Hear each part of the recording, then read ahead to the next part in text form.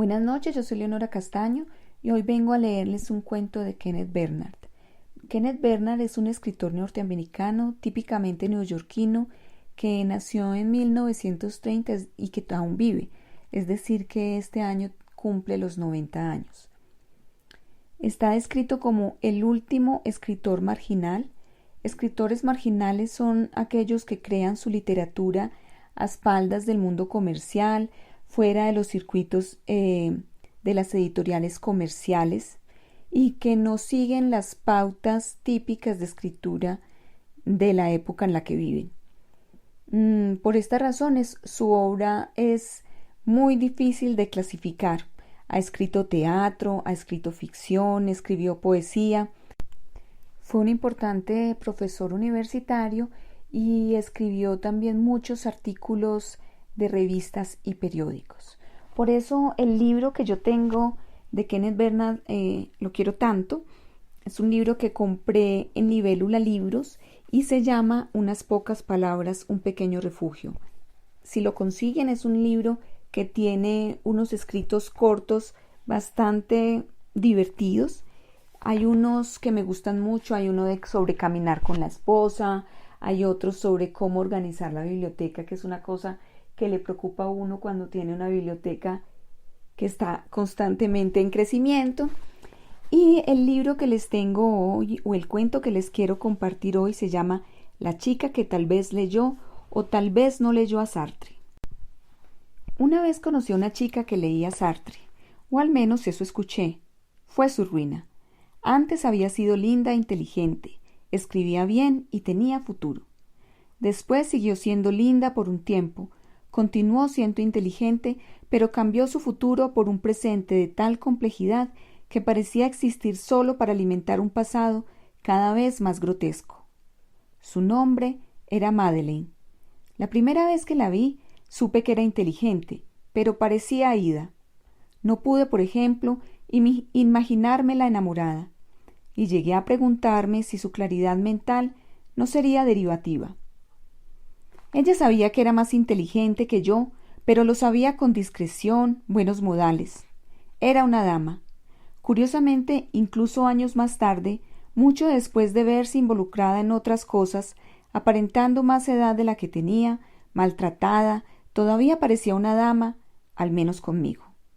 Quizá porque había sido su profesor y estaba agradecida por esa cualidad, por esa deferencia.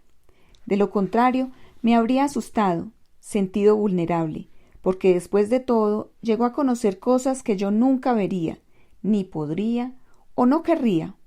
También era, como digo, linda y estaba interesada en mí. No creo que hubiera sido capaz de lidiar con sus propuestas.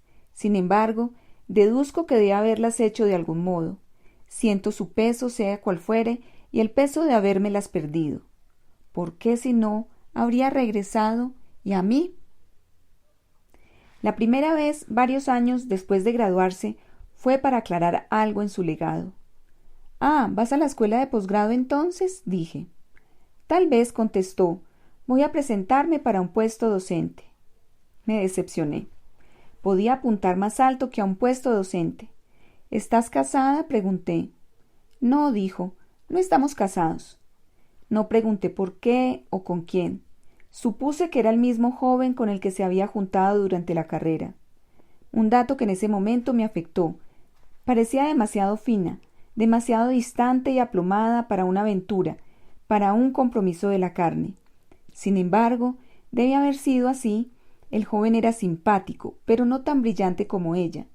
Se creía sin mucho talento escritor. Recuerdo que me dijeron que era de buen corazón. «¿Así que todo va bien?», dije. Hizo una pausa antes de responder. «Sí, todo va bien». Pensé en su pausa largo tiempo después y sopesé sus palabras. Lamenté no haberle preguntado qué estaba haciendo él. Debe haber estado haciendo algo, porque la siguiente vez que oí hablar de ella tenía 2 hijos. Pero seguía soltera. Sin duda había tomado decisiones. Cuando volvió, no fue específicamente para verme, sino que lo hizo con un amigo que iba a ver a alguien más. «¿Cómo estás?», le dije. «Bien», respondió y sonrió. pero no estaba bien. Le faltaba un diente en el frente de la boca. Ya no era una chica, sino una mujer. Todavía no una mujer de mediana edad, pero tampoco joven. Su ropa estaba limpia pero raída. La compadecí y ella me vio compadecerla. Su expresión no cambió, pero sus ojos expresaron diversión, tal vez incluso desprecio. ¿Y Edwin está escribiendo? Traté de resarcirme. Conduce un taxi, dijo, y luego cedió y me ofreció una gran sonrisa, y eso la hizo verse aún más vieja. ¿Y cómo está usted? Dijo ella. Igual, respondí, igual que siempre. Nunca cambio. Sí, venir aquí es como volver a casa, dijo. Fue una declaración extraña, desconcertante. Era como un padre para ella. La vi partir. No había nada atractivo, nada femenino, nada excitante en ella. Su cuerpo estaba demasiado escondido, aunque sabía que debía estar ahí. Tenía 26, casi 27.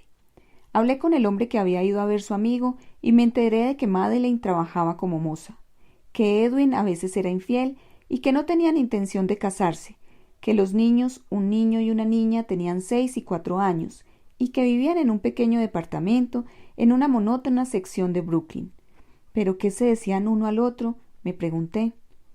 Me sentí algo estúpido y desconectado de la vida, a pesar de que en realidad tenía esposa, era un autor publicado y era padre.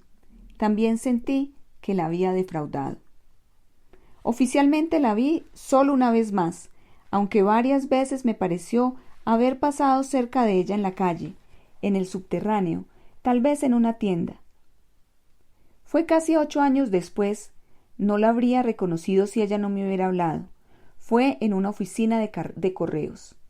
De inmediato quise saber si escribía e igual de pronto supe que no era así. No estaba mucho más gruesa, sino mucho más vieja.